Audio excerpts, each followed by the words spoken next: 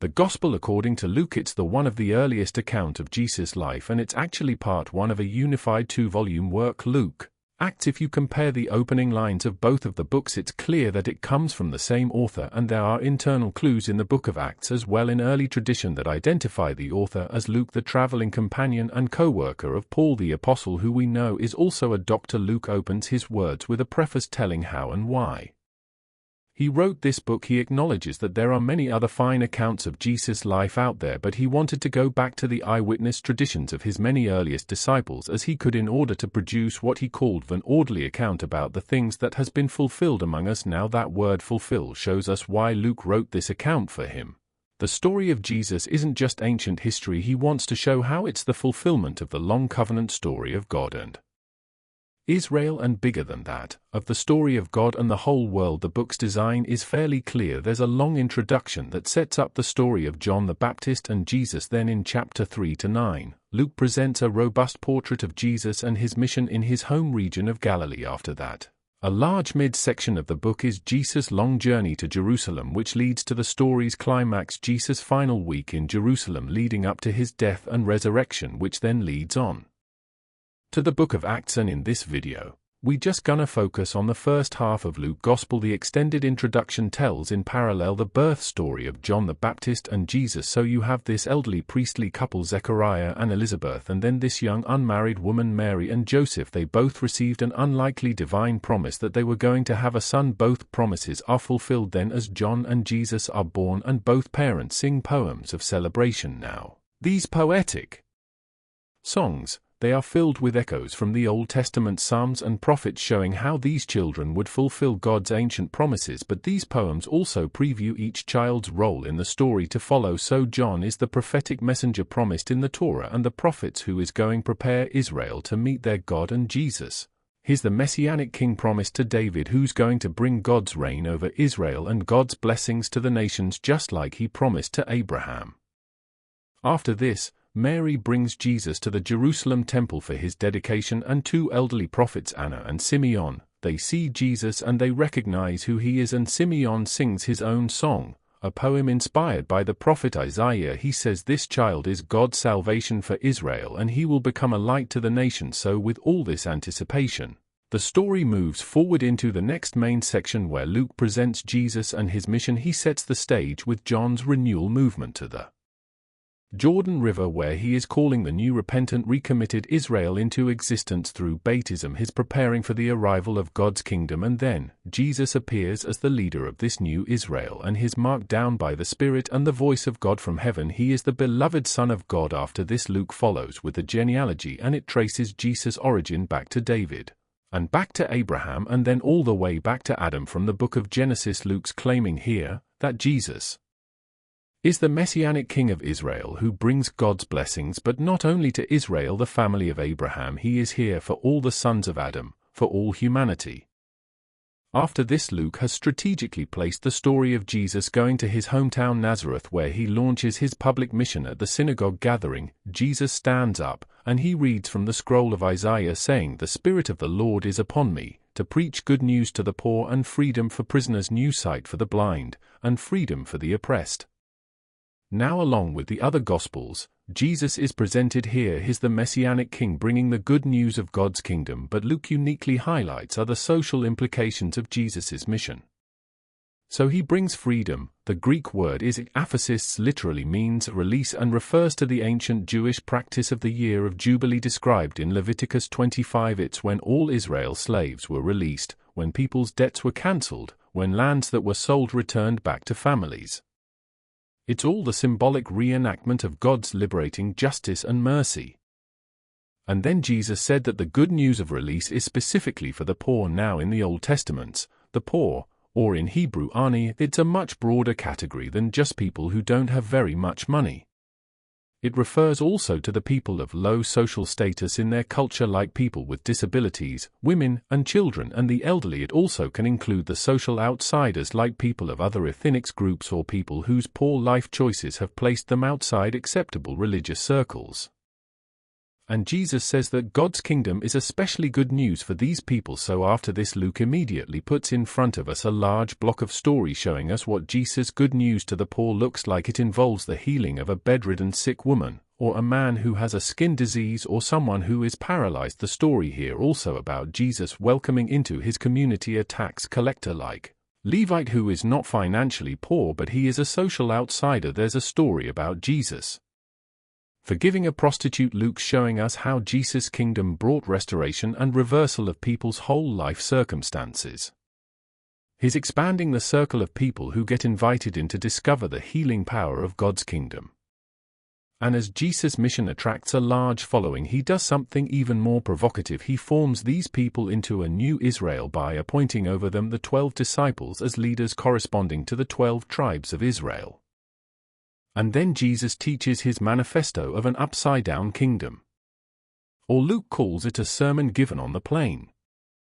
He says God's love for the outsiders and the poor means that his kingdom brings a reversal of all of our value systems. He is here to form a new alternative people of God who are going to respond to Jesus' invitation by practicing radical generosity, by serving the poor, people who are going to lead by serving and live by peacemaking and forgiveness, people who are deeply pious but who reject religious hypocrisy.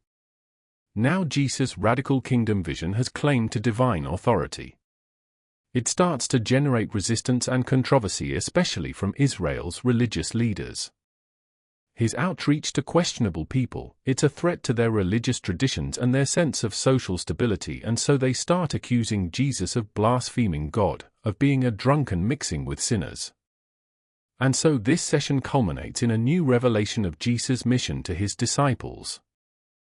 He says that, yes, he is the Messianic king and that he is going to assert his reign over Israel by dying in Jerusalem, by becoming the suffering servant king of Isaiah 53 who dies for the sins of Israel. And then the shocking idea, it gets explored in the next story as Jesus goes up a mountain with 3 of his disciples and he suddenly transforms in front of them. They're enveloped in a cloud of God's presence who announces, "This is my chosen son." And then Moses and Elijah are there, the 2 other prophets who encountered God's presence and voice on a mountain. And Luke tells us that they were talking together about Jesus' exodus, that he was about to fulfill in Jerusalem. Now that Greek word, Exodus, is a clear reference to the Exodus story. Luke is portraying Jesus here as a new Moses who will lead his newly formed Israel into freedom and release from the tyranny of sins and evil and all of its forms, personal, spiritual, and social. And that's going to lead us into the second half of the book, but for now that's the first half of the Gospel according to Luke. The Gospel according to Luke. In the first video we explored Luke's portrayal of John the Baptist and Jesus as the fulfillment of the story of Israel and of God's promises told in the Old Testament scriptures. We then watched Jesus launch his mission and bring the good news of God's kingdom to the poor among Israel, people of low social status and also people who are outsiders, and Jesus taught that his kingdom is upside down. It's a reversal of all of our common social values. This section culminated with Luke showing us how Jesus was a new Moses about to bring a new Exodus by his death in Jerusalem. And so we come to the large center section of the book where Jesus leads his newly formed Israel on a journey to Jerusalem. This part of the book consists mainly of Jesus' teaching and parables given on the road to the various people he encounters, mainly his growing group of disciples, and in this way Luke portrays following Jesus as a journey. It's something you do where you learn as you go along life's path. So first Jesus invites his disciples into his mission as he sends a wave of them to go ahead of him announcing God's kingdom. So being a disciple right from the start, it means participating in Jesus' kingdom mission, making it your own. And as Jesus' disciples come back, he then starts to give various teachings about prayer, about trusting in God's provision. It's actually in these chapters of Luke that Jesus talks more about money, possessions and generosity than anywhere else in his teachings. If following him is truly like being on the road, it should produce this minimalist mentality, creating a freedom from possessions that allows for radical generosity. Another key theme in these chapters is Jesus' continued mission to the poor. So as he travels, he keeps forming his new Israel and he encounters all these people who are sick or blind. He meets Samaritans who were ancient enemies of the Jewish people, and famously Zacchaeus, a Jewish man but who heads up tax collection for the Romans. All of these social outsiders meet Jesus and they're transformed by the encounter, and so they join his kingdom community, which Jesus describes as a great banquet party. He is here to seek and save the lost, and so he's celebrating when people discover the mercy of God, but not everybody at the party is happy. Luke includes multiple stories of Jesus at banquets with Israel's leaders, and these all become heated debates where Jesus confronts their pride and hypocrisy, and so these contrasting banquet parties they're captured most memorably in Jesus's parable of the prodigal son. So a father had two sons, and one foolishly ran away and squandered his inheritance, but he comes back eventually repentant, and his father forgives him, and he throws this huge party to celebrate my son who was lost but now is found. But the older brother, who never left his father, is angry, and he resents his father's generosity to this undeserved serving son. Now in this famous parable, Jesus is explaining his whole kingdom mission to these leaders. His parties represent God's joyous welcome of every kind of person into his family. The only entry requirement is humility and repentance, and so it highlights the tragedy of Israel's leaders who reject Jesus and his upside-down kingdom community, and this resistance to Jesus, it ramps up, and he finally arrives in Jerusalem for Passover. As he nears the city, he is weeping. His disciples are hailing him as the Messianic king, but Israel's leaders are denouncing him.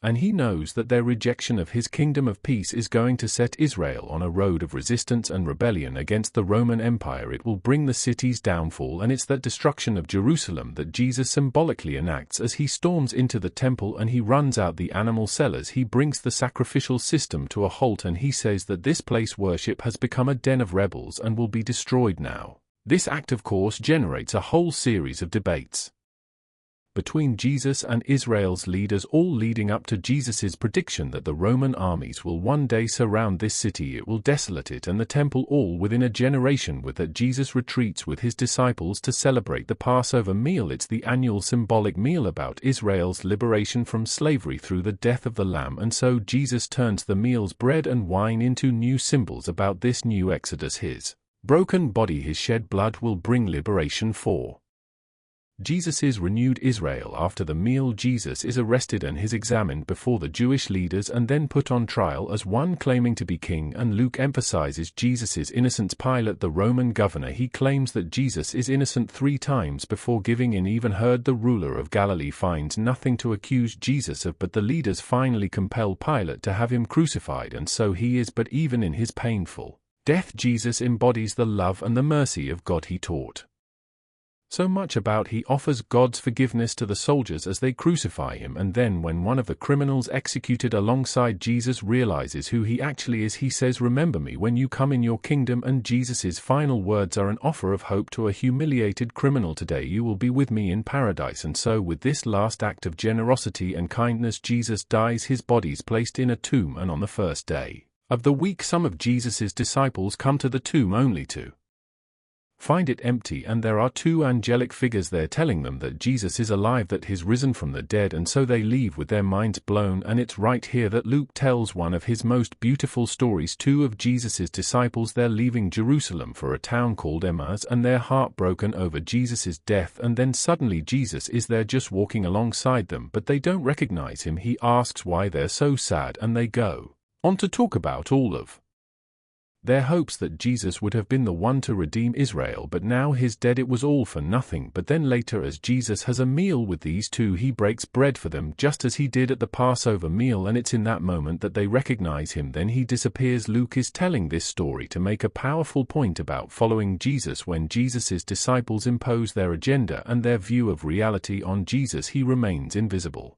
and unknown to them. It's only when we submit ourselves to the upside-down kingdom of Jesus that's epitomized in his broken body on the cross, offered in self-giving love, it's only then that we see and know the real Jesus. The book concluding scene is yet another meal as Jesus appears to his disciples and he explains to them from the Old Testament scriptures how this was all a part of God's plan, that the Messiah would become Israel's king by suffering and dying for their sins and conquering their evil with his resurrection life. And so Now, as Simeon the prophet promised back in chapter 2, Jesus' kingdom will move outward from Israel, so God's forgiveness can be announced to the nations and everyone invited to follow Jesus. But Jesus tells his disciples wait in Jerusalem for the coming of the Spirit to empower them for this new mission, and this of course keeps you reading right into Luke's 2 volume, the book of Acts. But for now, that's the Gospel according to Luke.